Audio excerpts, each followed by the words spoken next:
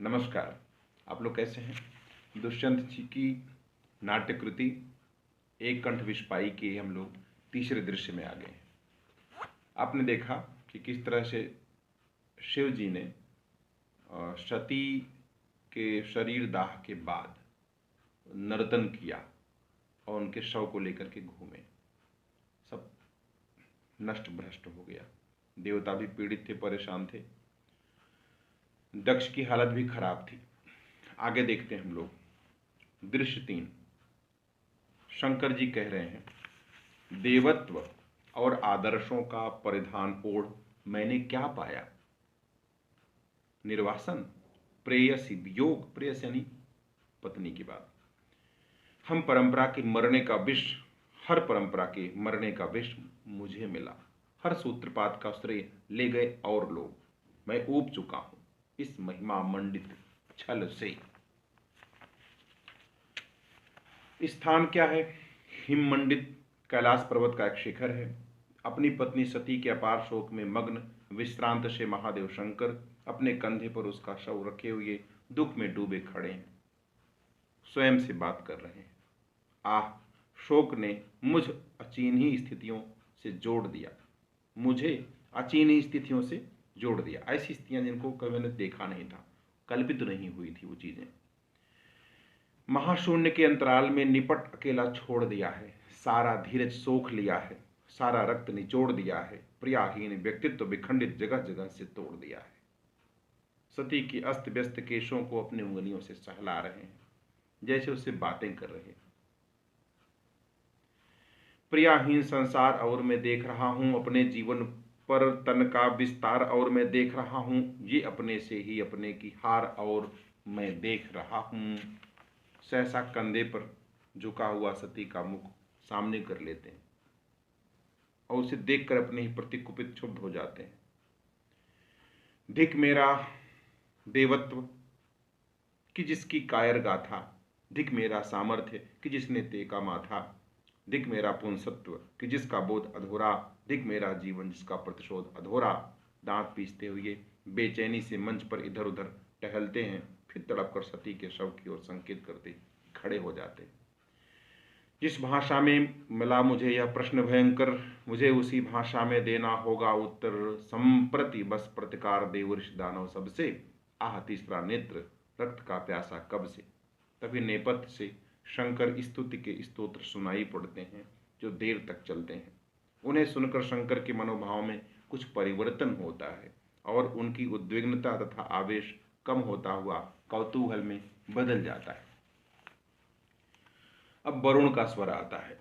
देव देव महादेव लौकिकाचार कृत प्रभो, ब्रह्म त्वमीश्वरम त्वामीश्वरम शंभुम जानीमः कृपया तव, किम मोहयसि नस्तात मायया परया तव, दर्गे दर्गेयया सदा पुंसाम मोहिन्या परमेश्वर। संस्कृत में है। प्रकृते पुरुषस्यापि जगतो योनिबीजयोः परब्रह्म परस्त्वं च मनोवाचामगोचरम्। त्वमेव विश्वं सृजसि पास्यसि निजतंत्रतः, सर्वकर्मफलानां हि सदा दाता त्वमेव हि भगवन् परमेशान कृपां कुरु पर प्रभो, नमो रुद्राय शांताय ब्रह्मणे परमात्मने। नेपथ्य में इस संस्कृत स्तोत्र के ऊपर एक अन्य उद्घोषक जिसका हिंदी अनुवाद करता है, क्योंकि मंचन हुआ था नाटक का, हिंदी उद्घोषक इसका अनुवाद करता है। हे देव देव महादेव, हे लौकिक आचार करने वाले महाप्रभो, हम सब आपकी कृपा से आपको ब्रह्म ईश्वर तथा शिव जानते हैं। हे ताप परमाया, हे से आप हमको क्यों मोहित करते हैं? हे महेश्वर, वह आपकी मोहिनी, हे महेश्वर वह आपकी मोहिनी माया प्राणियों को सदा दुर्गेय है। जगत के योनि बीज प्रकृति पुरुष से भी आप परे हैं। मन वचन इंद्रियों से परे, आप मन वाणी से भी परे हैं। आप ही विश्व को उत्पन्न कर फिर पालन करते हैं। सब कर्मों के फल देने वाले सदा आप ही हैं। हे भगवन, हे परमेशान, अब आप देवताओं पर कृपा करें। हे रुद्र शांत ब्रह्म परमात्मा, आपको प्रणाम है। अब कुबेर का स्वर आता है। नमस्ते भगवान रुद्र, भास्करामित तेज से नमो भवाय देवाय रसायाम्बुमयायते वीरात्मने सविद्याय श्रीकंठाय पिनाकिने नमो अनंताय सूक्ष्माय नमस्ते मृत्युमनवये मन्यवे। दया सिंधु महेशान प्रसीद परमेश्वर रक्ष रक्ष सदैवास्मान् भस्मान् नष्टान् विचेतसः रक्षितः सत्तम नाथ त्वयैव करुणानिधे नाना पद्मयो वयं शंभो तथैवाद्यः प्रपाहि नः यज्ञस्योद्धकरणं नाथ कुरु शीघ्र प्रसादकृत असमाप्तस्य दुर्गेश दक्षस्य च प्रजापति। हिंदी उद्घोषक उसका उत्तर अनुवाद करता है। हे रुद्र, हे भास्कर, हे अमी तेजस्वी, आपको प्रणाम है। वीरात्मा श्रेष्ठ बुद्धि वाले श्रीकंठ पिनाकधारी अत्यंत सूक्ष्म रूप मृत्यु क्रोध रूप आपको प्रणाम है। हे दया सागर महेशान परमेश्वर, अब आप प्रसन्न होकर हमारी रक्षा करें, क्योंकि हम विनश्वर हैं। हे करुणाधान करुणा सागर, आप सदा हमारी रक्षा करें। हे शंभु, अनेक विपत्तियों से आपको हमारी रक्षा करनी चाहिए। हे नाथ, कृपा कर शीघ्र यज्ञ का उद्धार कीजिए। हे दुर्गेश, प्रजापति दक्ष के यज्ञ की समाप्ति नहीं है। शंकर जी स्तोत्रों की समाप्ति पर शंकर विस्मित होते हैं, आशंकित होते हैं, फिर आवेश युक्त होते हैं। शंकर कहते हैं, ये कौन कौन कैलाश शिखर पर अनाहुत आया, अनाहुत बिना बुलाया। ये किसका स्वर है जो मेरे निश्चय से टकराया, स्तुति करता है, सामने नहीं आता है, बचता है। ये कौन मुझे सम्मोहित करने को छल रचता है। वरुण मंच के दक्षिण भाग से प्रकट होते हैं। हे पार ब्रह्म कैलाशनाथ, हे कालजयी, हे कालकूट विश्वायु सृष्टा अष्टनाम, मैं वरुण आपके चरणों में करता प्रणाम। शंकर जी वरुण की ओर घृणा से देखते हैं। मैं पार ब्रह्म कैलाशनाथ, मैं निर्माता, मैं कालजयी व्यक्तित्व स्वयंभू महादेव, ये सारे संबोधन हैं कितने क्रूर व्यंग्य जो करते आए हैं मेरे छल सदैव। तभी पीछे से कुबेर आते हैं। हे सर्वारंभ प्रवर्तक धाता प्रपितामह, हे ओंकार वषटकार, हे सुधाकार, त्रिगुणात्मा निर्गुण प्रकृति पुरुष से परे शंभु, हे सकल प्रजापतियों के सृष्टा नमस्कार, मैं हूँ कुबेर आपका दास। स्तुति किस प्रकार से की गई है, अर्थ की आवश्यकता नहीं। शंकर कहते हैं व्यंग से, तुम दास समझते हो, मैं मित्र समझता था। कुबेर कहते हैं, ये महादेव देवादिदेव की अनुकंपा। शंकर कहते हैं, संबोधन और सर्वनामों की सृष्टि रोक उत्तर दो मेरे एक प्रश्न का। मित्रमान दक्ष के यज्ञ में आमंत्रित थे सभी देव, था किंतु उपेक्षित में, पर तुमने दिया ध्यान, क्या इस बात पर ध्यान दिया। कुबेर, आपकी अवज्ञा प्रभु मुझको भी बहुत खली। सोचा था दूं दक्ष को क्रुद्ध हो कठिन शाप, फिर सोचा यह तो यह बात बहुत साधारण है। देवत्व और आदर्शों से परिपूर्ण आप तो इन बातों से आगे हैं। शंकर व्यंग करते हैं, देवत्व और आदर्शों का परिधान ओढ़ मैंने क्या पाया, निर्वासन प्रेयस वियोग। फिर दर्द होता है मन में। हर परंपरा की मरने का विष मुझे मिला, हर सूत्रपात का श्रेय ले गए और लोग। फिर थक जाते हैं, जैसे मैं ऊब चुका हूं इस महिमा मंडित छल से। अब मुझे स्वयं का वास्तव सत्य पकड़ना है। जिन आदर्शों ने मुझे छला है, कई बार मेरा सुख लूटा है, अब उससे लड़ना है। बोलो क्यों आए हो, क्या और अपेक्षित है। कुबेर कहते हैं, शिव शंकर, आपकी कृपा है और मेरा सौभाग्य चराचर मुझे आपका मित्र मानकर चलते हैं। फिर अलकापुरी निकट ही है। कैलाश धाम के स्वामी का प्रतिवेशी होने के कारण इतना अधिकार समझता हूं, जो बिना प्रयोजन बिना अपेक्षा आ जाऊं। तो स्वर बदलकर कुबेर फिर कहते हैं, हे महादेव, भगवती सती की पीड़ा में आपाद मग्न आपको देख मेरा भी हृदय कचोट उठा। मैं मात्र सहज कर्तव्य और संवेदन वश ही आया हूं। फिर शंकर कहते हैं, कर्तव्य तुम्हारा, धन संचय से इतर और भी है कोई। यदि है तो हे धनपति कुबेर, यह है कुयोग। मैं तो समझा था धन के वृष्टि नहीं होती, धन की दृष्टि नहीं होती, भावना शून्य हो जाते हैं धनवान लोग। आत्मस्थ बना देती है सत्ता मित्रों को, आचरण बदल जाते हैं उनके, क्षण क्षण अपनत्व खत्म हो जाता है, बच रहता है थोड़ा सा शिष्टाचार और औपचारिकता। प्रभु का ऐसा ही होता आकर्षण। वरुण कहते हैं, कोरा शिष्टाचार नहीं, यह औपचारिकता है, औपचारिकता नहीं प्रभु। कुबेर कहते हैं, सचमुच यह शिष्टाचार नहीं। भावना भरा संवेदनशील हृदय हम कैसे दिखलाएं, कैसे बतलाएं यह कि आज कर्तव्य विवश हो, सहज मित्र के नाते ही हैं हम आए। शंकर कहते हैं, उत्तेजित हो जाते हैं, मतलब बंद करो अपना प्रलाप। बार बार संवेदन अथवा कर्तव्यों की बात उठाते, बार बार ये कहना मैं तो आया यहाँ मित्र के नाते, ग्लानि नहीं होती है तुमको, डूब नहीं मरते अंजुलियों के जल में। मित्र अगर होते तुम, मेरा अपयश या अपमान न होता, या तो यज्ञ न होता, अथवा ऐसा कल के विधान न होता। मित्र अगर होते तुम, मेरी आत्मा यूं विद्रोह न करती, बड़ी सभा में मेरी प्रिया निरादृत होती और न मरती।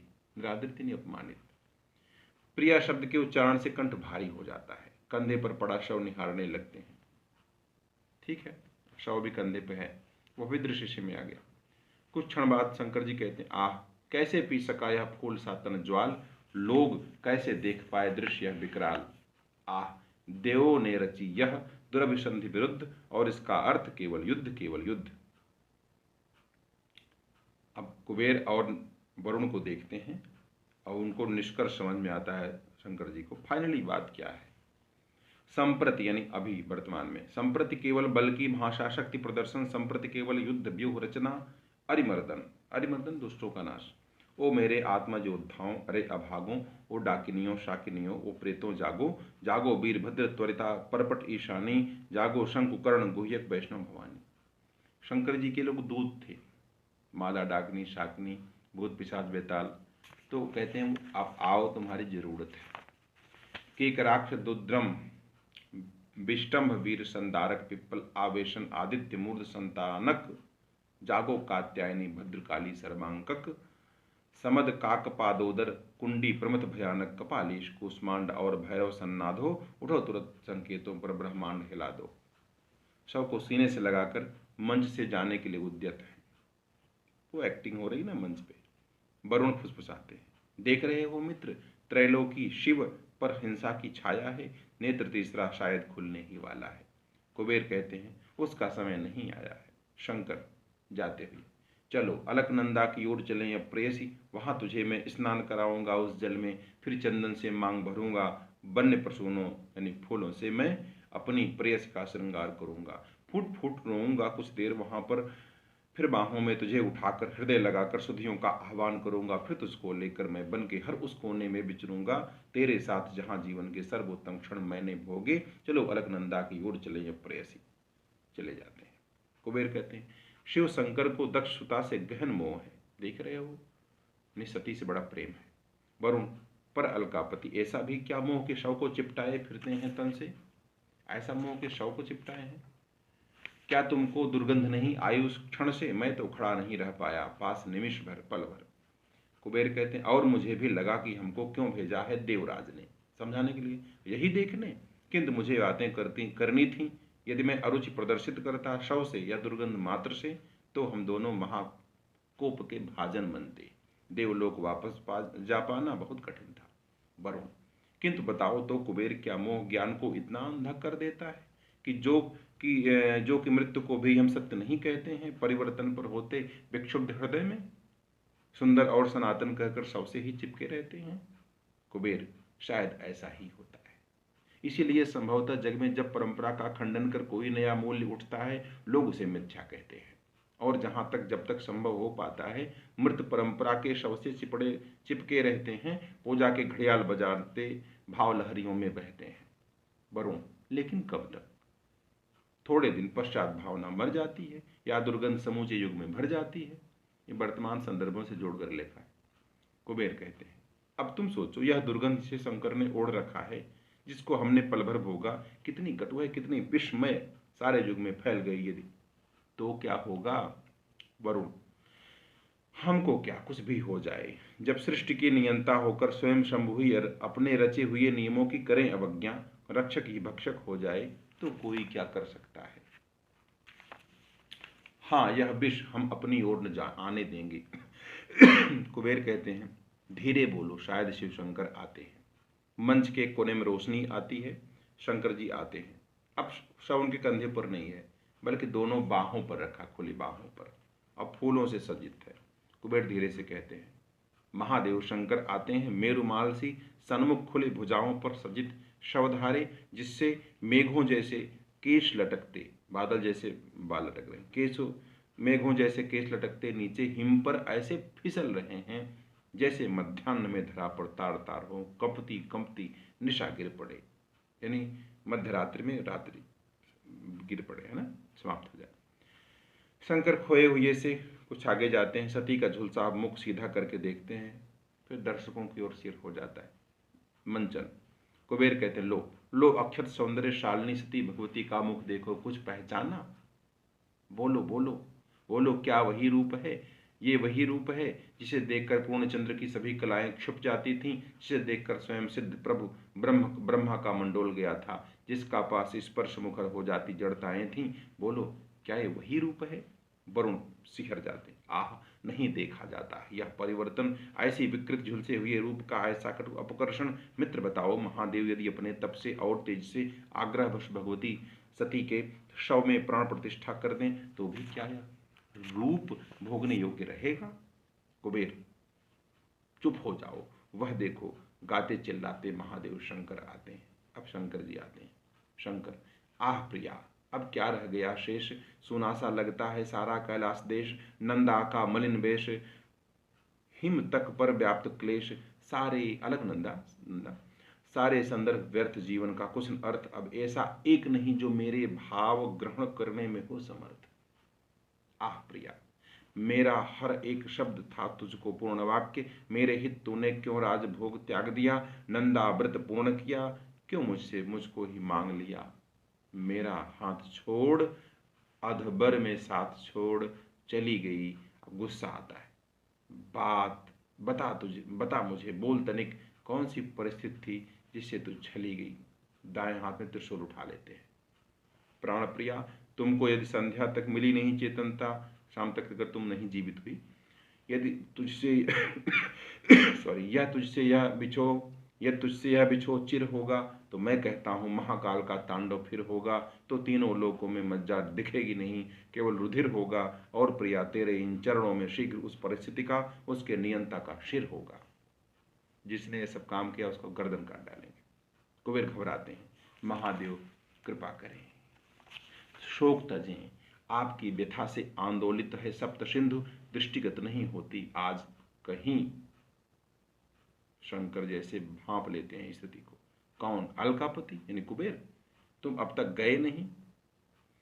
मन में अविनिश्चित संकल्प ठान, जाने किस क्षण से प्रेरित अजान, अभय दे दिया था तुमको मैंने, तुम अब तक गए नहीं, मेरी प्रति सहानुभूति चुकी नहीं।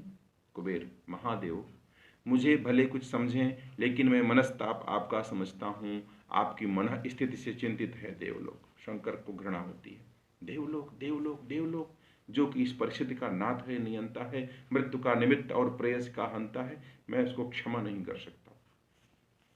अब सब देवता आमंत्रित थे, शिव आमंत्रित नहीं थे, तो शिव का अपमान देखा कैसे लोगों ने? वहां से उठकर क्यों नहीं चले गए? यानी वही जिम्मेदार है इसके, नहीं तो दक्ष की हिम्मत कैसे बढ़ती। वरुण कहते हैं, प्रभु। शंकर गरजते हैं, जाओ तुम, पल भर में त्यागो कैलाश भूमि, अन्यथा इसी क्षण में तुम्हें भस्म करता हूं। घबराकर भागते हैं दोनों लोग। वरुण कुबेर त्रिशूल उठाकर उन्हें रोकते हैं। ठहरो, कह देना विष्णु और ब्रह्मा से संध्या तक सती में नहीं आई यदि चेतनता, तो मेरा क्रोध देव भोगेंगे। रुधिर बमन यानी खून की उल्टी, रुधिर बमन करेंगे दिशाएं, 10 आवर्ती पवन आग उगलेंगे, चूर्ण चूर्ण होंगी गिरिमालाएं, सिंधु सूख जाएंगे। कह देना होगा दिग्दाह, रुधिर वर्षण के साथ साथ पूरा ब्रह्मांड भस्म कर दूंगा।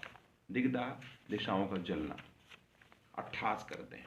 वरुण कुबेर तेजी से जाते हैं। शंकर त्रिशूल की टेक लगाकर एक टांग में खड़े होकर डमरू बजाने लगते हैं। डम डम डम डम, डमर डमर बजने दो डमरू, जब तक शक्ति विकास न पाए, जब तक मेरी प्रिया मृतक प्रिया के शव में वापस सांस न आए। डमर डमर बजने दो डमरू, होने दो तांडव त्रिलोक में, महादेव की प्रतिहिंसा भी देखे देव समाज शोक में। धीरे धीरे डमरू की आवाज मंद हो जाती है, पर्दा गिरता है। अब अंतिम दृश्य, चौथा दृश्य आता है। ब्रह्मा के एक वाक्य के साथ शुरू करते हैं। यदि मुझसे करो अपेक्षा, तो मैं अपने मुंह से सेना को आदेश नहीं दे सकता। मैं पहले ही बता चुका हूं, यह सामूहिक आत्मघात है। इसके पीछे कोई जीवन दृष्टि नहीं, केवल आग्रह है। प्राणों की आहुति युद्ध के लिए नहीं, सत्य के लिए होती है। चलिए अब अंक शुरू करते हैं। ब्रह्मा के भवन का एक कक्ष है। इंद्र सेनापति के वेश में युद्ध करने के लिए ब्रह्मा से अनुमति मांगने आए हैं। इंद्र, हाँ, युद्ध के सिवा कोई भी विकल्प अवशेष नहीं है। महादेव शिव शंकर अपनी पूर्व नियोजित डाकिनियों, शाकिनियों, प्रेतों, गणों की सेना लेकर देवलोक की सीमाओं पर चढ़ आए हैं। प्रभु आज्ञा दे, महादेव शंकर का पूजन युद्ध स्थल में ही होगा। उनका स्वागत वहीं करेंगे, युद्ध भूमि में। ब्रह्मा, देवराज, तुम कृत निश्चय हो, सब परिणाम विचार किए हैं? इंद्र, पर परिणामों पर क्या सोचूं? हानि लाभ के संदर्भों में मान और मर्यादाओं के प्रश्न नहीं परखे जाते हैं। ब्रह्मा, मान और मर्यादा पर तुम थोड़ी सी गहराई से सोचो। किसी व्यक्ति के अपशब्दों से या के अकारण तुमको अपमानित करने से, क्रोधित होने से अथवा क्रोधित करने से किसका महान भग्न, किसकी मर्यादाएं खंडित होती हैं? इंद्र, स्वयं उसी की जो ऐसा आचरण करेगा। ब्रह्मा, फिर तुम अपने मान और मर्यादाओं के प्रति शंकित क्यों क्यों सेनाएं सजा रहे हो? इंद्र, मात्र एक व्यक्ति ही नहीं प्रभु, यह शासन की मर्यादा है। प्रभु, शत्रु के समक्ष शस्त्र से यदि मैं आज न उत्तर दूंगा तो त्रिलोक में मैं कायरता के अपयश का भागी हूंगा। क्या शासक का धर्म प्रजा की रक्षा करना नहीं? ब्रह्मा, और प्रजा की रक्षा करें युद्ध के द्वारा, और प्रजा का रक्त बहाए, क्षण में सब चिन्मय सौंदर्य रुधिरमय कर दे, गायन गुंजित नगर चीतकारों से भर दे, जन विवेक को बध की बलवेदी पर धर दे, यह भी शासक के कर्तव्यों में अंकित है। एक सैनिक आता है। सैनिक, देवराज, देवराज, शिव की गणसेना निकट आ रही है, क्षण प्रतिक्षण वह देखें कोलाहल बढ़ता ही आता है। अब पीछे से आवाज होती है, 13 सन्निपात 100 जोर की ज्वाल माला, 2 सहस्त्र यानी 2000 भुजधारी पामर अत्याचारी वीरभद्र उसका नायक है। वीरभद्र जो शिव जी के एक सैनिक थे। और हमारी सारी सेना उद्यत और प्रतीक्षारत है। क्या क्या है? अब सब आ गए, शिव की सेना आ गई, मैं क्या करूं? ब्रह्मा सोचते हैं, उनसे कह दो ठहरें और निकट आने दे महादेव की सेना। सैनिक, जैसी आज्ञा। इंद्र, देखा प्रभु, महादेव की महाशक्ति का दम्भ निहारा। जैसे हम कृमिकीट, छोटे छोटे कीड़े हों, जैसे हम कृमिकीट सदृश हों और धमनियों में हम सबकी रक्त नहीं पानी बहता हो। मैं कहता हूं, सहनशीलता की कोई सीमा होती है। अब आज्ञा दें, आत्मसुरक्षा है विधान में जन्मजात अधिकार सभी का। ब्रह्मा, मैं आज्ञा दूं, लेकिन मैं तो आत्मघात को आत्मसुरक्षा नहीं समझता। इंद्र, आत्मघात? हाँ, आत्मघात। ब्रह्मा, वह भी सामूहिक। मेरे अपने ज्ञान कोश में युद्ध शब्द का यही अर्थ है। इंद्र, किंतु पराजय के कारण मैं नहीं देखता। मेरे पास शस्त्र की कोई कमी नहीं है, मेरे पास अन्न की कोई कमी नहीं है, मेरे पास वस्त्र की कोई कमी नहीं है, और न मेरे योद्धाओं का क्षीण मनोबल, और न मैं आक्रामक। मैं तो संरक्षक हूँ। ब्रह्मा, लेकिन किसके संरक्षक हो? इंद्र, देवलोक का। ब्रह्मा, देवलोक के नहीं, सत्य के संरक्षक को जय मिलती है। इंद्र व्यंग्य करते हैं, और सत्य के संरक्षक वे शिव शंकर हैं, जो कि एक शव के कारण लड़ने को उद्यत, न्याय मांगता है जिनका अन्याय अप्रतिहत। इसीलिए आपके न्याय की तुला उधर है।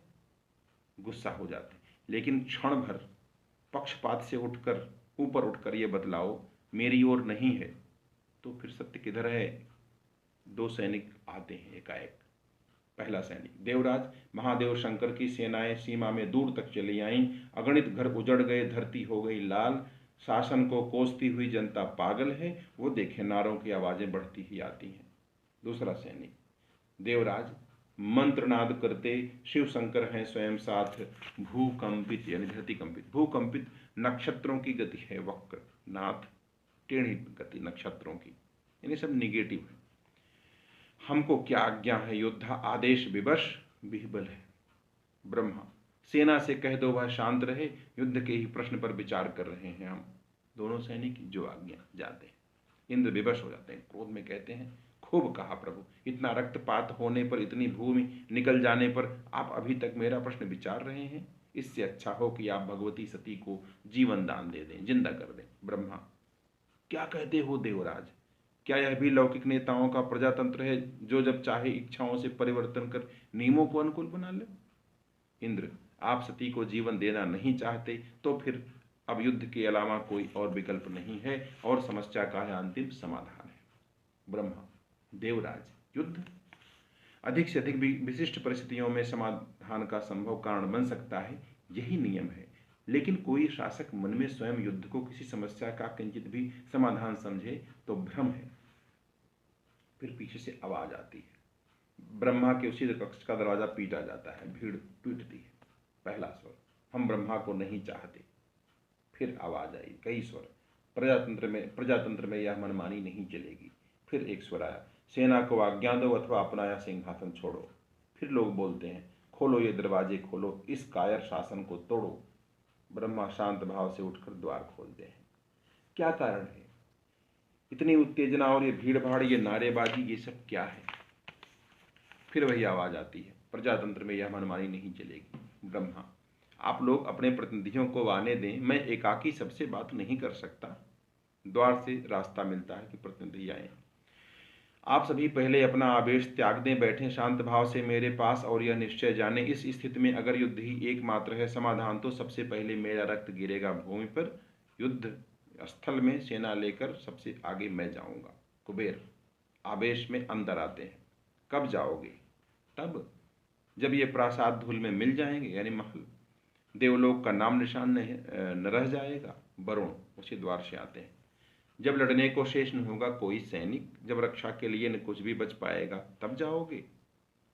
जनता के प्रतिनिधियों के रूप में कुबेर वरुण जब आते हैं तो पहले तो भगवान ब्रह्मा विस्मित होते हैं, फिर खुश होते हैं, फिर क्षुब्ध होते हैं।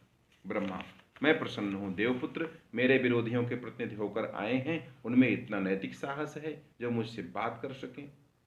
पर तुम दोनों अपने संयम की सीमाएं लांघ रहे हो। शोक लिया है यदि शंकर का ज्ञान और संतुलन शोक ने, तो तुम भी क्रोधान्ध हुए हो। शंकर तो डिस्टर्ब हुए हैं, तुम भी डिस्टर्ब हो गए हो। शेष, अब शेष का प्रवेश होता है। कहते हैं तुम में भी उस सहज सत्य के अन्वेषण की दृष्टि नहीं है, सच्चाई तुमको नहीं पता। हम अंधे हैं अगर क्रोध से, तो तुम शिव शंकर की ममता से अंधे हो। ब्रह्मा, शेष तुम भी? अच्छा तुम ही बताओ, युद्ध स्वयं में क्या कोई उपलब्ध सत्य है? ये भी छोड़ो, मैं कहता हूं तुम शासन की किसी नीति या किसी पक्ष से पहले मुझे युद्ध की अनिवार्यता बता दो। शेष, यह विवाद या स्थितियों के विश्लेषण का समय नहीं है, यह केवल युद्ध का समय है। क्रोधित शंकर सीमाओं में घुस आए हैं, चिल्लाकर अपनी प्रतिहिंसा उद्घोषित करते फिरते हैं। कहते हैं मेरे विरुद्ध इस देवलोक में द्रव्य संधि है, कहते हैं सारे समाज को भस्म करेंगे शापयती के, कहते हैं मेरी पत्नी को जीवन दो या तांडव होगो, कहते हैं सब देव और ऋषि हंता है भगवती सती के। ब्रह्मा, लेकिन यह तो उनका मत है। इंद्र, और हमारा ऐसा मत है, जहाँ अन्याय की हत्या हो, अन्याय सफल हो, जहाँ शक्ति को अहंकार हो, सत्य विकल हो, जहाँ विवशा शौर्य झुकाए शीश सिहरता, जहाँ प्रबल हो असुर और निर्बल हो भरता, वहाँ धैर्य का दुर्ग अंततः ढह जाता है और एकमात्र उपाय युद्ध ही रह जाता है। इंद्र के आवेश की प्रतिक्रिया में वरुण कुबेर शेष सब उत्तेजित हो जाते हैं, तीनों चिल्लाते हैं युद्ध करेंगे, अब एकमात्र उपाय युद्ध है। भीड़ कहती है नहीं डरेंगे, अब एकमात्र उपाय युद्ध है। भीड़ से एक स्वर आता है, ब्रह्मा या सिंहासन छोड़ो, इस कायर शासन को तोड़ो। ब्रह्मा, यह लो शासन दंड संभालो, असली शासक तुम हो, मैं तो यूं भी परामर्शदाता था, मुझको इस शासन का कोई मोह नहीं है, पर यदि मुझसे करो अपेक्षा तो मैं अपने मुंह से सेना को आदेश नहीं दे सकता। मैं पहले ही बता चुका हूं, यह सामूहिक आत्मघात है, इसके पीछे कोई जीवन दृष्टि नहीं, केवल आग्रह है। शिवसेनानी वीरभद्र कैलाशनाथ का जटापुत्र है, गण उनके ही मनस्तत्व हैं, डाकिनियां शाकिनियां भूत प्रेत उनके अंदर विकार हैं। रक्तपात से शिव में और विकार बढ़ेंगे और नए गण सैनिक भूत प्रेत जन्मेंगे। देवलोक के वीर भला कब तक उन सबसे लोहा लेंगे? शिव के अंश मात्र से पैदा हुए हैं, स्थिति विकराल होगी या संख्या इनकी बढ़ेगी, कब तक लड़ोगे इनसे? इंद्र, इसका अर्थ हुआ कि शक्ति के भय से हम शत्रु को न रोकें, प्राणों का कर्मों घरों में छुप जाएं अपमानित होकर, डरें युद्ध से, रक्तपात के भय से कांपें, अकामनियों से रास रचाएं, पौरुष की मर्यादा खोकर। ब्रह्मा, इसका है ये अर्थ, दृष्टि के बिना अकारण युद्ध न ठाने, युद्ध अधिक से अधिक एक कारण है, उसको सत्य न माने, प्राणों की आहुति युद्ध के लिए नहीं सत्य के लिए होती है। अब मुस्कुराते हुए विष्णु आते हैं। विष्णु, ऐसा प्रतीत होता है जैसे देवबंधु अत्यंत गुण गंभीर प्रश्न में हो निमग्न, मैं तो यूं ही कोलाहल सुनकर खींच आया, मेरा आगमन अनावश्यक या अनाहुत तो नहीं हुआ? इंद्र विनम्र हो जाता है, भगवान विष्णु का स्वागत है, कण कण में रमने वाले अंतर्यामी भी क्या अनाहुत हो सकते हैं? जो हर जगह व्याप्त हैं, कौन उनको बुलावा नहीं देगा? वो तो पहले से मौजूद है। ब्रह्मा आदर देते हुए, मात्र समस्याएं होती हैं, अनाहुत केवल जीवन में, बंधु आप तो समाधान है, स्वागत है। विष्णु आसन ग्रहण करते हैं। इंद्र आगे बढ़ता, प्रभु आपको विदित है शंकर देवलोक की सीमाओं में घुस आए हैं, और आपके सहयोगी श्री ब्रह्मा हमको रक्षा की भी अनुमति देना नहीं चाहते। सारी जनता असंतुष्ट है, मुझे विदित है, विष्णु कहते हैं। वरुण, हमको भय है, यहाँ उलझते रहे परस्पर हम चर्चा में, वहाँ हमारी सेनाएं आशंकित होकर शासन से विद्रोह न कर दें। कुबेर, या उनका अविरोध देखकर शंकर की सेनाएं आगे तक बढ़ आएं अथवा अलका पर चढ़ जाएं। तभी एक नागरिक पीड़ा भरी आवाज में बोलता है, आह लुट गए, आह मिट गए, इन सब हत्यारों ने हमको रक्षा का आश्वासन देकर लूट लिया। भूमि छिन गई, आंखों का सारा आकाश खो गया, अब अंधियारे में टटोलते फिरते हैं हम। ओ मेरी जिंदगी कहाँ है तू, ओ मेरी जिंदगी कहाँ है तू। दूसरा नागरिक, आह न जाने कैसे कापुरुषों का संरक्षण पाया है, मेरे उत्तरवासी सब संबंधी बेघर बार हो गए, सब शरणार्थी, पूर्व जन्म में जाने कितने पाप किए थे जो इन कापुरुषों का संरक्षण पाया है। शेष, सुनते हैं प्रभु ये आवाजें, देख रहे हैं। सरबहत आता है लड़खड़ाता हुआ, मैं सुनता हूँ, मैं सब कुछ सुनता हूँ, सुनता ही रहता हूँ, देख नहीं सकता हूँ, सोच नहीं सकता हूँ, और सोचना मेरा काम नहीं है, उससे मुझे क्या लाभ। मुझको तो आदेश चाहिए, मैं तो शासक नहीं प्रजा हूँ, मात्र भृत्य हूँ, इसीलिए केवल सुनना मेरा स्वभाव है। ब्रह्मा, तुम किस लिए यहाँ आए हो, जबकि तुम्हारे प्रतिनिधियों से बात हो रही है, तो तुमको भीतर जाने की आज्ञा किसने दी। सर्वहित, मैं, हाँ मैंने पहचान लिया, मैंने सुनकर ही पहचान लिया। ठीक है ईश्वर, वही जो मेरे महलों में एक रोज भूखों की भीड़ ले आया था। बोलो, क्या तुमने मुझको भी पहचान लिया। याद नहीं आता है क्या, पर मुझको याद है, मैं कभी सुनने में भूल नहीं कर सकता। हाँ मुझको याद है कि मैंने तुमसे यह कभी न पूछा था तुम किसकी आज्ञा से आए हो। मैंने तो बाहें फैलाकर तुम्हें अनायास अपनी यह देह भेंट कर दी थी, पर तुमने कुछ भी न खाया था। ये भी तुम्हें याद नहीं। ओह, अब समझा, तुम शासक हो, वर्तमान संदर्भों से जुड़े हुए रचना है। तुम शासक हो, उनकी स्मरण शक्ति दुर्बल हो जाती है, छोटी छोटी बातें उन्हें याद नहीं आती हैं, पर तुम जाने कैसे शासक हो, और जाने कैसी है तुम्हारी ये प्रजा। जरा जरा बातों पर चीखती चिल्लाती है, शासन के दरवाजे पीटती है, नारे लगाती है, और शत्रु सेना की तरह घिरे आती है। सीने पर हाथ रखता, अरे प्रजा हम थे, हमने उफ तलक नहीं की। शासन के गलत सलत झोंकों के आगे भी फसलों से विनयी हम बिछे रहे निर्विवाद। हमारे व्यक्तित्व के लहलहाते हुए खेतों से होकर दक्ष ने बहुत सी पगडंडियां बनाई, कर दी सब फसलें बर्बाद। पर हम नहीं बोले, बिछे रहे, हमने पथ दिया सबको, क्योंकि हम प्रजा थे। विष्णु, पर अब तुम हमारी प्रजा हो, दक्ष की नहीं। यहां तुम बिछोगे नहीं, तुम में से होकर अब कोई पगडंडी भी नहीं बना पाएगा।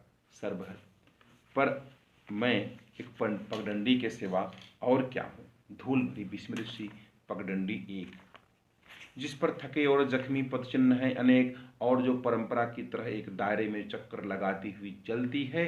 अब तो मैं खेत भी नहीं हूँ, अगर मैं खेत हूँ भी तो अब मुझमें फसल कहाँ फैलती है। विष्णु, किंतु बंधु, यहाँ किस प्रयोजन से आए हो, हमको बतलाओ तुम, शायद तुम्हारे लिए हम कुछ कर सकते हो। सर्वहित, तुम क्या कर सकते हो, क्या कोई क्या कर सकता है, या उसकी अपनी सामर्थ्य और क्षमता पर निर्भर है, या कोई सार्वजनिक प्रश्न नहीं।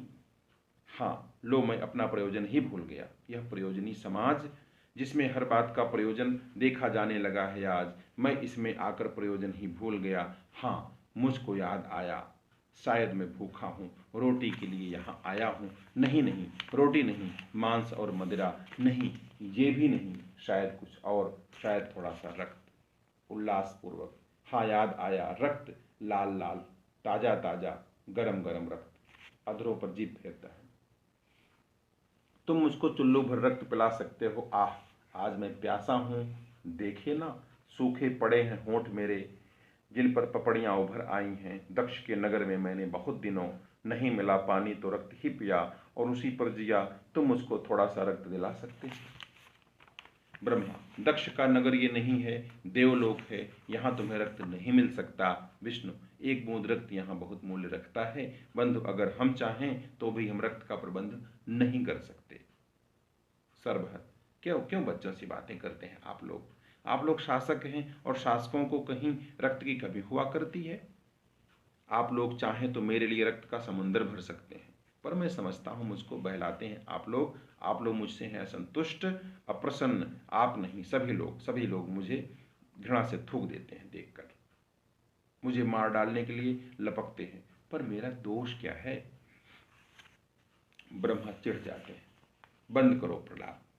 हम इतनी देर सहन करते रहे शब्द श्राप, और क्या तुम्हारा यही दोष कुछ कम है?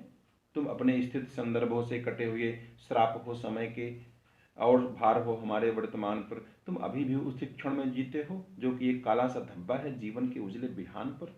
सर्वहत को आश्चर्य होता है। बस इसीलिए तुम मुझको प्यासा मार डालोगे, रक्त नहीं दोगे, सिर्फ इसीलिए? काश यह पता होता पहले से मुझे कि चाहे वह दक्ष लोग हो अथवा देवलोग, साधारण लोगों को न कहीं न्याय मिलता नहीं। मैं यह रक्तपान करने की बात छोड़ देता। इंद्र कहते हैं, मित्र, साधारण लोगों को न्याय नहीं मिलता, ये कहना बिल्कुल आधारहीन सी एक बात। सर्वभक्त कहते हैं, क्यों?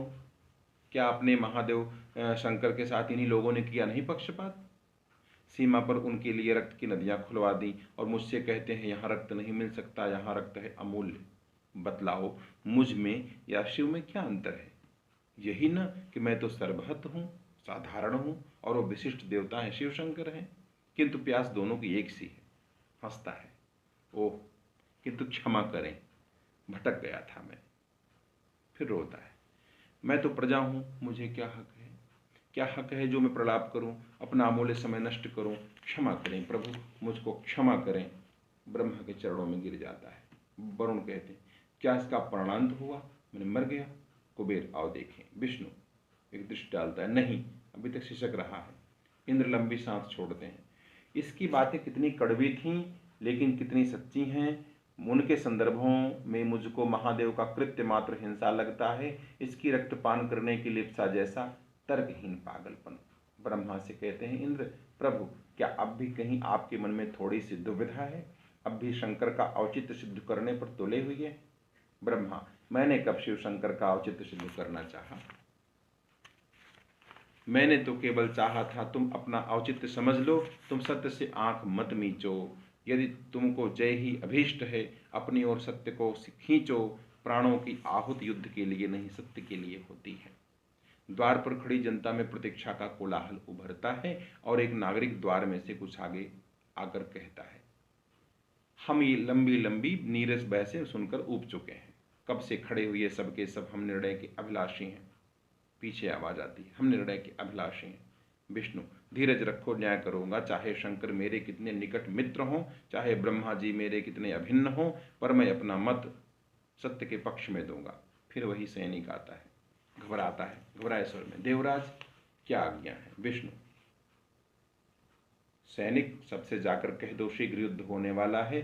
क्षीर सिंधु के वासी विष्णु हमारी सेना के नायक हैं। सेना से कह दो वह सीमाओं पर जाए, कह दो उससे शत्रु न आगे आने पाए। जल्दी जाओ, कह दो सबसे रण के मारू वाद्य बजाओ। सैनिक खुश हो जाता है, जो आज्ञा प्रभु। ब्रह्मा प्यार और प्रशंसा से विष्णु को देखते हैं, भैया आप संभालो तो। देवराज, विष्णु कहते हैं, तुम अपना धनुष बाण मुझको दो। मेरे मत में पहले कर्म हुआ करता है, फिर उसकी व्याख्या होती है। इंद्र धनुष बाण देते हैं, जिसकी प्रत्यंचा खींचकर मंत्र पढ़कर विष्णु एक बाण छोड़ते हैं। खूब आवाज होती, तीव्र नाद। उपस्थित देवगण जनता अनायास भगवान विष्णु की जय जयकार करते हैं।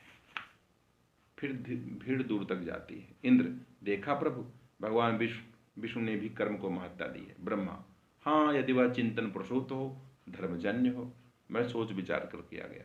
विष्णु, देवराज, मैंने जो कर्म किया है वह चिंतन प्रसूत है, उसका फल क्षण दो क्षण में सम्मुख आएगा। मैंने अपना पक्ष तौल कर सत्य समझकर ही शंकर पर अपना प्रथम बाण छोड़ा है। इसके द्वारा उनका एक स्वप्न तोड़ा है। मुझे ज्ञात है, हर परंपरा के मरने पर थोड़े दिन तक सारा वातावरण शून्य से भर जाता है, और परंपरा के चरणों में नतमस्तक उसका हर पोषक सहसा मन में डर जाता है, अथवा आक्रामक या हिंसक हो उठता है। सर्वहत को झुककर उठाने का प्रयत्न करते हैं विष्णु जी। जिसमें भाव था कि उनको जो पीड़ा थी शिव जी को सती के वियोग में, उसमें वो भूल चुके थे। उनको उसमें होश में लाने के लिए विष्णु ने बाण छोड़ा था। बाण ठीक है। अब हाँ, कहते हैं विष्णु जी, सर्वहत को उठाने का प्रयत्न करते हुए, देखो ये भयभीत और शंकर हिंसक हैं, लेकिन इसके बावजूद फिर थोड़े दिन पश्चात शून्य की उसी भूमि पर कोई नया रूप धर नन्हा अंकुर एक उभर आता है, जो कि अंततः उपेक्षा पर अपना विकास पाता है। इंद्र, समझ गया मैं। एक सत्य से कट जाने पर कह सामर्थ्यहीन साधारण जन केवल भयभीत हो गया, पर कैलाशनाथ ने सहसा आक्रामक का रूप कर लिया। पल में धारण नए सत्य से जोड़ नहीं पाए वे खुद को शव के कारण। वरुण, इसीलिए अंकुर को ऊपर आने देना नहीं चाहते। लेकिन प्रभु शिव शंकर, वह शव कब त्यागेंगे? भूमि सात होगी कब वह दुर्गंध की जिससे सारा वातावरण ग्रस्त है? बदबू सवाली, कब उस शव का खाद ग्रहण कर उस मिट्टी की पृष्ठभूमि पर नव अंकुर ऊपर आएगा? सरबहत कहता है, मैं बतलाऊं कब आएगा? इंद्र, प्रभु, सरबहत की बात नहीं जान लेते। प्रभु, क्यों लोग नए को ऊपर आने देना नहीं चाहते? सरबहत की ओर देखते हैं। चाहे वे साधारण जन हो अथवा महादेव शंकर हो, क्यों इनमें अधिकांश लोग लाशें ढोते हैं? लाशें, लाशें मरी मान्यताओं की, मरे विचारों की, भावों की। विष्णु, लाशें ढोने वाले अक्सर खुद भी तो लाशें होते हैं। इंद्र, लेकिन ऐसा क्यों होता है? विष्णु, क्योंकि सत्य का ताप बड़े संयम से और श्रम से मिलता है। जिसमें उद्घाटित होता है सत्य, उसे सृजन का सुख मिलता है, किंतु सृजन से पहले की पीड़ाओं जैसा पीड़ा इसमें भी होती है। सरबहत, और उसी से सब बचते हैं। खड़ा हो जाता है कष्ट से। सब बचते हैं, मैं बतलाऊं क्यों बचते हैं? मैंने भी मुर्दे ढोए हैं, मैं केवल बतला सकता हूं। मैं अपनी गर्दन नीची रखता हूं, लेकिन मुझे पता है। इंद्र कहते हैं, तुम बताओ। सरबहत, जो अपनी गर्दन ऊंचे रखते हैं वे भी नए सत्य को सम्मुख पढ़कर नहीं देखते, वे भी सहसा नए प्रश्न से नहीं जूझते, उससे लड़कर नहीं देखते, सिर्फ व्यस्तताओं की रचना करके उसे टाल जाते हैं, और युद्ध भी एक व्यस्तता का नाटक है। फिर इंद्र से व्यंग्य में कहता है सरबहत, तुम भी न्याय के नाम पर यह नाटक रचना चाहते थे। नए सत्य की तुमने भी न्याय के नाम पर यह नाटक रचना चाहा था। नए सत्य की सृजन व्यथा से कतराना बचना चाहा था। तुम भी तो अपवाद नहीं हो, तुम भी तो अपवाद नहीं हो, तुम भी तो अपवाद। रण का निश्चय लेते समय बताओ तुमने क्या सोचा था? तुम मंच से हंसता हुआ वो चला जाता है। इंद्र सोचते हैं स्वयं में, चला गया वह मुझ में जलते हुए प्रश्न की आग ढालकर, मेरे चिंतन के सोए जल को खंगाल कर, पागलपन का दर्प सजोए चला गया वह मूर्ख कहीं का। विष्णु, उस पर क्रोधित क्यों होते हो? उस जैसे साधारण जन को परिवर्तन का विष पीना और पचाना सरल नहीं है। यूं भी यह कोई साधारण कार्य नहीं है, लेकिन उनका प्रश्न तुम्हारे लिए बोध है। रण का निर्णय लेते समय बताओ तुमने क्या सोचा था? इंद्र पीछे, सरबहत हंस रहा है। इंद्र पश्चातापूर्वक रुककर सोचते हैं, बोलते हैं, मैंने क्या सोचा था? सचमुच क्या सोचा था? मैं प्रतिहिंसा से पागल था, यानी बदले की भावना से। मैं प्रतिहिंसा से पागल था, शायद कुछ भी सोच नहीं पाया उस क्षण। प्रभु, आपने आज दृष्टि के अवरोधों को खोल दिया है। यूं लगता है मानो मैंने मरकर फिर से जन्म लिया है। प्रभु, विष्णु कहते हैं, बोलो, शायद मन में कुछ शंका है। इंद्र, हाँ प्रभु, मैं आश्वस्त नहीं हूं। अभी वृत्त ने बतलाया था, लोग व्यस्तताओं का यूं ही झूठ मूठ नाटक रचते हैं और सत्य की सृजन पूर्व जैसे पीड़ाओं से बचते हैं। क्यों यह संभव नहीं कि शव भी इसी वंचना में डूबे हों आंख मीच कर? क्या यह संभव नहीं दृष्टि दें आप उन्हें भी और जगा दें अकस्मात आवरण खींच कर? फिर प्रभु, क्यों आपने आत्म साक्षात्कार का अवसर दिए बिना ही उन पर बाण चलाया? क्या शिव में संक्रमण काल का विष पीने की शक्ति नहीं है? क्या वे यूं ही नीलकंठ हैं? विष्णु, मैं इस चिंता पर प्रसन्न हूं। देवराज, विश्वास रखो, यह जैसा तुमने चाहा है वैसा ही होगा। मुझे पता है इस त्रिलोक में महादेव का एक कंठ केवल विष पाई, जिसकी क्षमताएं अपार हैं। तुम अपने अंतस से उस यह विशद धो डालो। मैंने एक प्रणाम बाण छोड़ा है, विष्णु बोले, जिसके कई फलक हैं। वे सारे शिव के कंधों पर पड़ी हुई भगवती सती के शव को खंड खंड कर पल में दिशा दिशा में छितरा देंगे। जहां जहां वे खंड गिरेंगे वहां सत्य के नए नए अंकुर उपजेंगे और धर्म के तीर्थ बनेंगे। लेकिन मेरा मूल बाण शिव के चरणों में एक चुनौती या प्रणाम का अर्थ कहेगा। चाहे वे प्रणाम स्वीकारें, चाहे वे युद्ध की चुनौती, हर हालत में सत्य हमारी ओर रहेगा, अंतिम विजय हमारी होगी। अब इंद्र अन्य देवता सहित सब ब्रह्मा विष्णु की अभ्यर्थना में धरती पर झुक जाते हैं। तो मंगल वाद्य मुखर हो उठता है और किसी की उद्घोषणा होती है। अब उद्घोषक बोलता है, सुने सब प्रजा यह समाचार सुने, महादेव शंकर की सेनाएं लौट गईं, सीमा पर रक्तपात नहीं हुआ, युद्ध हो गया समाप्त, सुने सब प्रजा यह समाचार सुने, यहीं पर ये नाटक समाप्त हो जाता है। अब डॉक्टर संतोष कुमार चतुर्वेदी ने, जो अनहद के संपादक हैं, इसकी समीक्षा 4 पन्ने में लिखी है, 4 पेज में। तो समीक्षा किसी अगले भाग में हम बता देंगे और इस पर लेते हैं विराम। ठीक है, कैसा लगा अवश्य बताइएगा। ये प्रयास आप ही के लिए था, वाचन है, केवल पढ़ दिया हमने। ठीक है, और कुछ जानना समझना हो जरूर बताइएगा। नमस्कार।